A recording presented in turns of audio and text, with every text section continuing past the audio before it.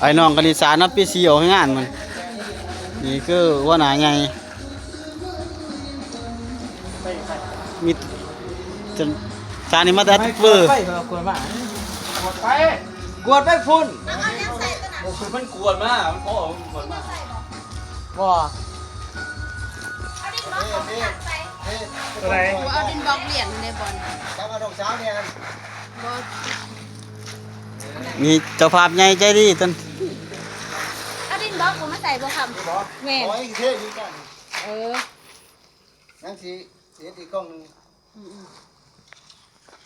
อย่านำปูนมันไว้ไป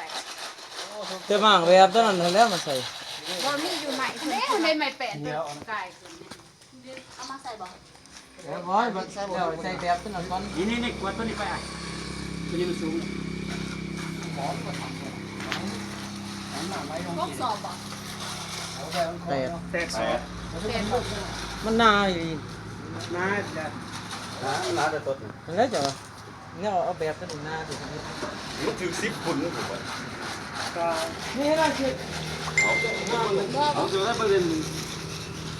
10ไป อันนั้นทำไมต้น มันยังชิบมาเช่นผมยังว่าชิบ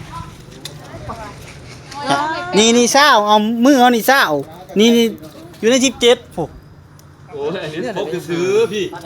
เท่าไรคุณพูด10โล ไปหาจัง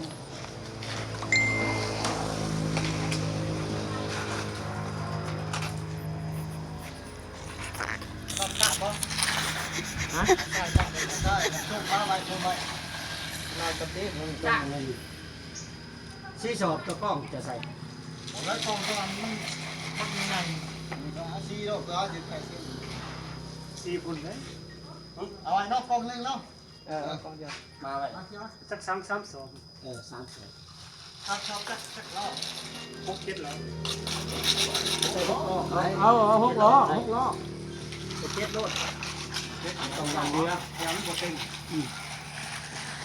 ต้องยันเรือปัญหาเผด็จการ นี่เล็กจับกลางนี่นะไม่อยากคนใด พวกนี้เขาจะตัดใจ สร้างไงมันแต่ตุ้มล้านผู้สร้างไง มัน ใช่ครับ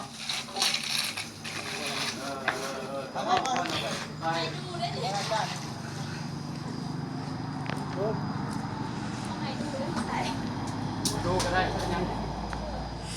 ก็ขนมบอล โอ้ยสร้างมาเนาะ บ่เขาจะเอาตัวนั้น สร้างไงมันแต่ตุ้มล้าน